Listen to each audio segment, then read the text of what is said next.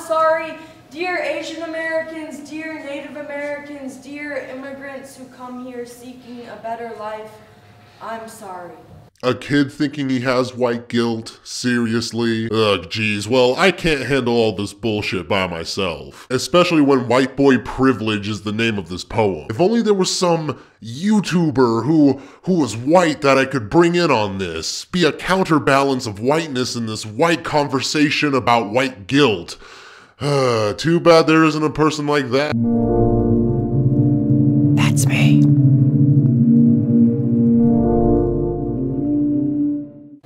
Dear everyone who isn't a middle or upper class white boy, I'm sorry. And I'm sorry for anyone who watches this video and thinks Agnostic Plague Doctor or myself are actually making fun of this kid. Both of our intentions are not at all to make fun of this kid. The only thing that we are criticizing is the stuff that is being fed to this child. I have started life at the top of a ladder while you were born on the first rung. What do you mean by that? Are you saying all white people are born at the top? Are you saying white people are born with a silver spoon in their mouth? If that is what you're saying, then right off the bat, you're wrong, because not all white people are born into a rich family. White people are also born into poor families like any other race in this country and in this world. I say now that I would change places with you in an instant, but if given the opportunity, would I? Probably not. Because to be honest, being privileged is awesome.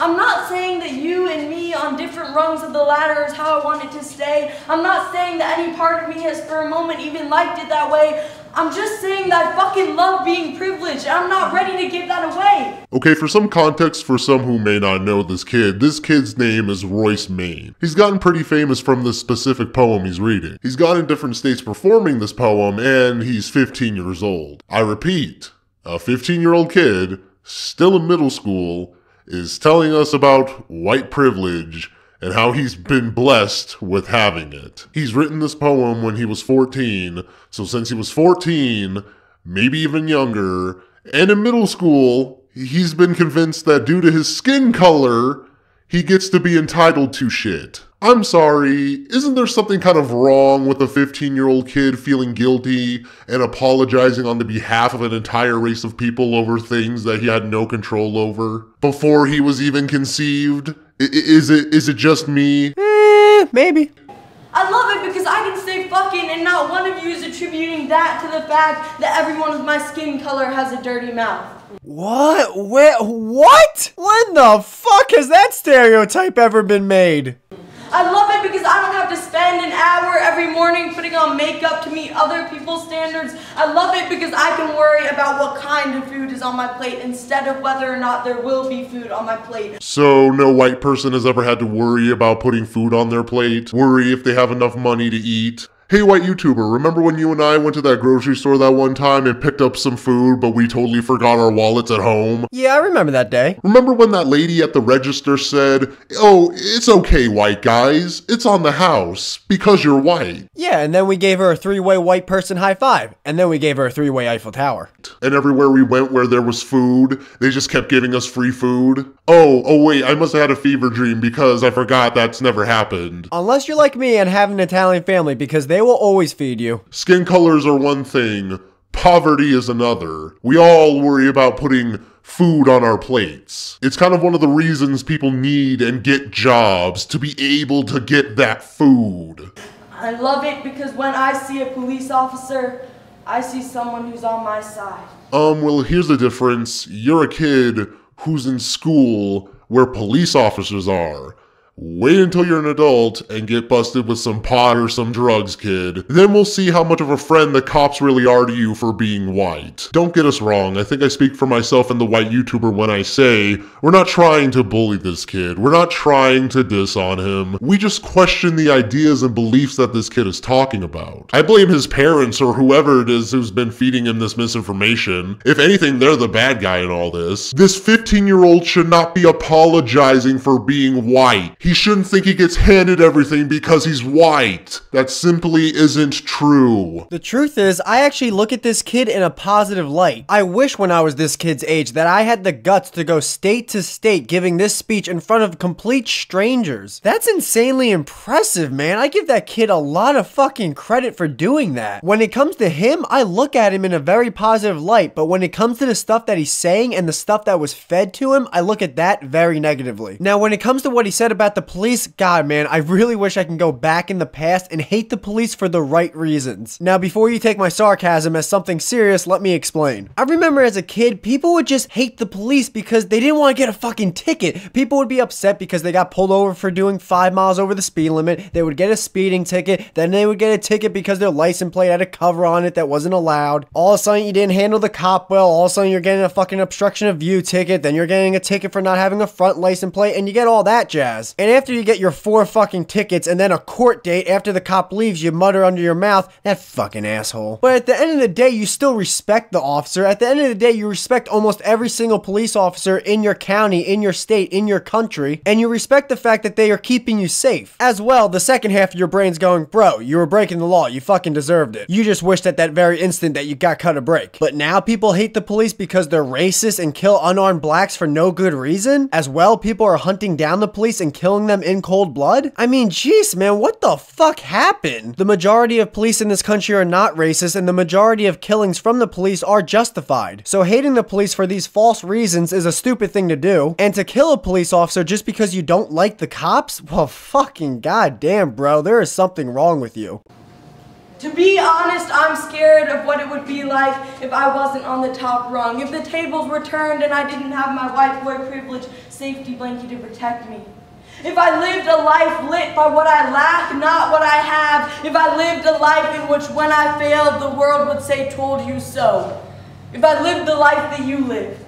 When I was born, I had a success story already written for me. I'm white. Where's my success story? I got my first job at 14. I worked 3 jobs while in high school from 16 to 19 years old. I busted my fucking ass my whole life in my mid-20s right now with herniated disc in my spine, having to probably go through surgery in the future. I'm trying my hardest to actually make a career out of this whole YouTube thing with my shitty communications degree, and all of a sudden I'm privileged. I have a success story already written out for me? God damn, can you please hand me that story because I haven't read it yet. You were given a pen and no paper. I've always felt that that's unfair, but I've never dared to speak up because I've been too scared. Well, now I realize that there's enough blankie to be shared. Everyone should have the privileges that I have. In fact, they should be rights instead. Everyone's story should be written, so all they have to do is get it read. Enough said. I mean, this is what I hate when kids are wrapped up in pushing someone's political agenda or pushing their narratives. Cause I'm being lectured on white guilt by a boy who's too young to vote, too young to drink, too young to drive, and is still in middle school. But yet, it's fine if he shills these ideas. Never mind the fact that these ideas are flawed and have been proven false, but these types of topics, that's fine. Not gonna allow him to vote for who he wants as president, but it's totally fine to use him and other kids to further push agendas and ideas that we like and think others should be convinced about. And we can just get away with it. That's fine, that's cool, because, you know, that's not manipulative in the slightest. Yeah, I want to manipulate and twist the minds of kids, that's fine. That's perfectly legal to do. But God help you if he takes a sip of beer. Or buys one of those fidget spinner things. No, not enough said. It is embarrassing that we still live in a world in which we judge another person's character by the size of their paycheck, the color of their skin, or the type of chromosomes they have. So once again, spouting out more of that SJW rhetoric. I mean, as soon as I noticed this person watching, yeah. I mean, not to generalize or anything, but come on, the observation's coming a mile away.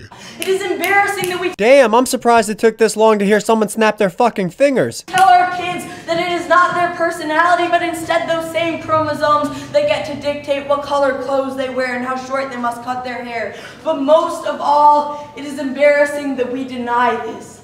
That we claim to live in an equal country and an equal world. Oh, trust me, I'm not saying we live in an equal country. Laws on the books in America like affirmative action actually hurt white people. As well, if you're black or someone of color, you may be accepted into a college with a lesser SAT score than your white counterpart. And if you're familiar with sports as I am, you know about the Rooney Rule. To be very vague about it, the Rooney Rule is basically the NFL's own affirmative action.